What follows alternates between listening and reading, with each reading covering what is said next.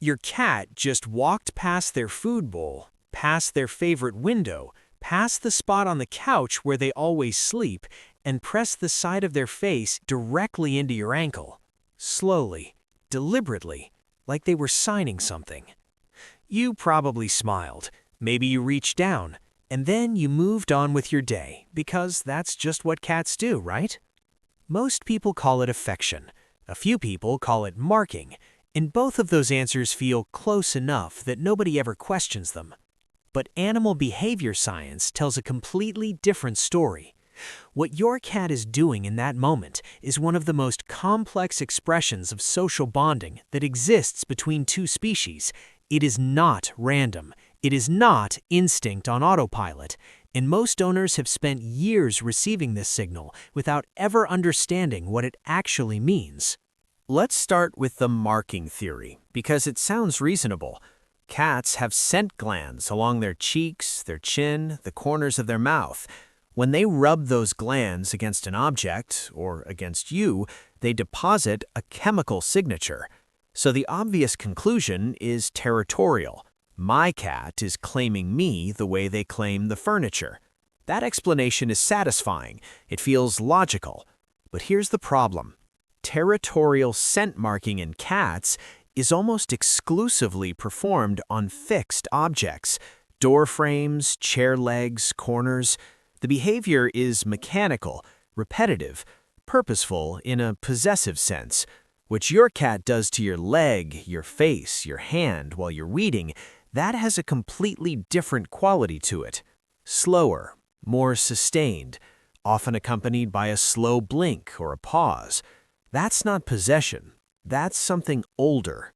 Researchers at the University of Lincoln studied feline social behavior in multi-cat households and found that cats reserved what's called bunting, the direct face-to-object or face-to-person contact, almost exclusively for individuals they had formed a stable social bond with. They didn't bunt strangers. They didn't bunt cats they merely tolerated. They bunted the ones they trusted. In human language, your cat doesn't rub their face on things they own. They rub their face on things and people that feel like home. But here's where it gets really interesting. A 2019 study from the University of Veterinary Medicine in Vienna measured cortisol levels in domestic cats during and after social contact with their primary human. The cats who initiated face rubbing showed measurably lower stress hormones in the hour that followed. They weren't marking you as property, they were using you as a regulation tool. You were calming them down at a biochemical level, and they came to you on purpose. Here's a question almost nobody thinks to ask. When did this behavior begin? Not in your house, in history. Cats were not domesticated the way dogs were, through thousands of years of selective breeding for obedience. The relationship between cats and humans formed slowly, sideways, based almost entirely on mutual tolerance becoming mutual benefit. Early agricultural communities attracted rodents. Rodents attracted cats. Cats who were comfortable near humans survived better. And here's the specific detail that changes everything. The cats who approached humans, who rubbed against them, who initiated contact, were the ones who got fed, got protected, got to pass their genes forward. The cats that are alive today, including the one in your home, are the direct descendants of the individuals who chose closeness. Face rubbing didn't appear despite domestication. It may have driven it. Now I want to tell you about a study that nobody talks about because the findings seem strange at first.